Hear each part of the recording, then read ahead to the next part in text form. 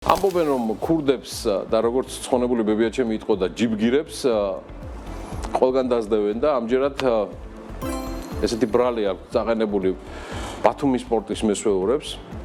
ოღონდ ამათ ნავთობის აღურიცხაობას ედავებიან. 3 დეკემბერს საგამოძიებო სამსახურმა ორგანიზებული ჯგუფის მიერ განსაკუთრებულად დიდი ოდენობით ნავთობის საბაჟო წესების გვერდისავლით განკარგვის ფაქტზე დააკავა ყაზახეთის 3 მოქალაქე. ბათუმის სპორტში ხდება ეს ყველაფერი და მიხვდებით რატომაც ყაზახეთის მოქალაქეები.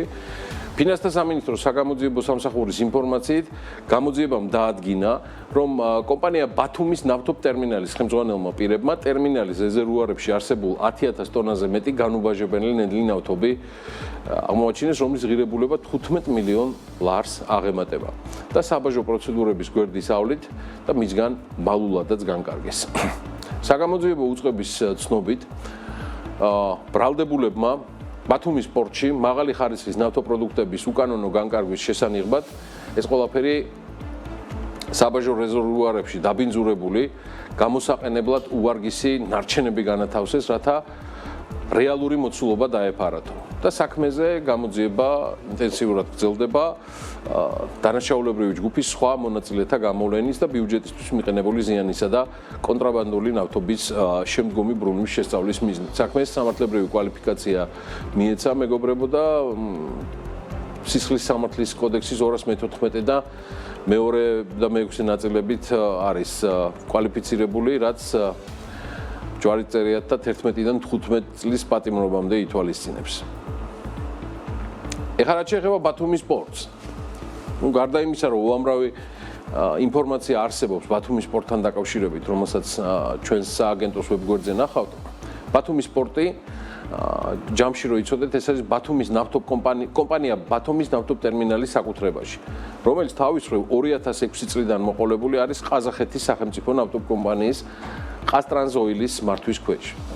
და ამ კომპანია სპორტის და ნავთობ ტერმინალის მართვის 48 წლიანი ლიცენზია ეკუთვნის, საიდანაც ახლა ცხადია დაწყებულია 2006 წლიდან. ბიზნეს რეესტრის ამონაწერის თანახმად ბათუმის ნავთობ ტერმინალი არაერთ სამართლებრივ დავაშია ჩართული და ეს ყველაფერი ჩანს ღიად, რის გამოც ტერმინალის აქტივები უძრავი ქონება, რა ვიცი, 300,000 კვადრატული კიდე იქიდან 45,000 კვადრატულ მეტრზე მეტი და ნავთობის შესანახი რეზერვუარები პირდაპირ სასამართლოს განჩინებით არის დაყადაღებული. კომპანიას აქვს მრავალწლიანი საგადასახადო დავა შემოსავლების სამსახურთანაც, რის შესახებაც სპორტის 2024 წლის ანგარიშგებაში ყველაფერი ჩამოწერილია და მწყობრად აღნიშნული. ამავე ანგარიშის თანახმად სხვადასხვა სასამართლო დავებში მოთხოვნები კომპანიის მიმართ საერთო ჯამში თითქმის 29 მილიონ დოლარს აღწევდა. ანუ თუ დავაჯამებთ და რო წარმოვიდგინოთ, რომ ბათუმის სპორტი, რომელიც ყაზახების საკუთრებაშია, წააგებდა ყველა დავას, მათ 30 მილიონ დოლარამდე უნდა გადაეხადათ. კიდევ ამის გარდა ფინანსური ანგარიშგების მიხედვით, თქვენ რო იცოდეთ, 2024 წელს ჯგუფის მთლიანი შემოსავალი გაუტოლდა 43 მილიონ 400,000 დოლარს.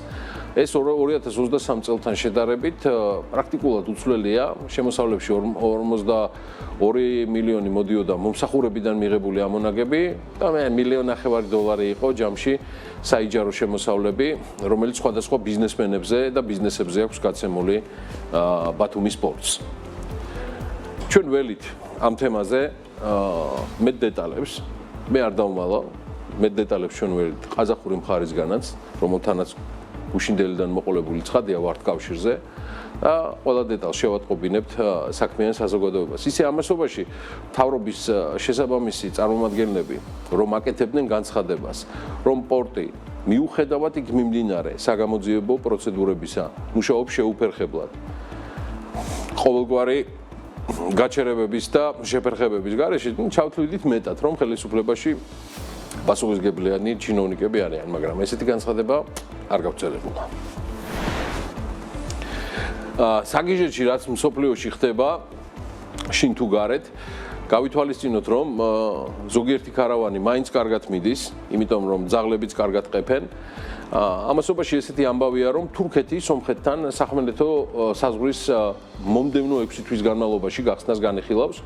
გუშინ გვიან საღამოს მადლობა მარიამ ვარადაშვილს ამისთვის ბლუმბერგმა სხვადასხვა წყაროებზე დაყრდნობით გამოაქვეყნა აღნიშნული ინფორმაცია. დიახ, 6 თვეშიო სექტემბერში საერთო საზღვარზე და შემდეგ ერევანში ურთიერთობების ნორმალიზების მიზნით სომხეთისა და თურქეთის სპეციალური წარმომადგენლების ბოლოს შეხვედრის შემდეგ სომხეთის საგარეო საქმეთა სამინისტრომ განაცხადა, რომ მხარეები შეთანხმდნენ იმ სასაზღვრო გამშვები პუნქტების გახსნის პროცესების დაჩქარებაზე, რომლებიც თურქეთმა 1993 წელს მთიანი ყარაბაღის პირველი ომის დროს აზერბაიჯანის სოლიდარობის მიზნით დახურა. და აღსანიშნავია, რომ ორ ქვეყანას შორის წინა, ანუ 2022 წლის შეთანხმების მიუხედავად თურქეთი კვლავაც ჩაკეტილს ინარჩუნებს სახმელეთო საზღვარს. ჯერჯერობით უცნობია საზღვარი სრულად როდის გაიხსნება, თუ გაიხსნება მხოლოდ ნაწილობრივ.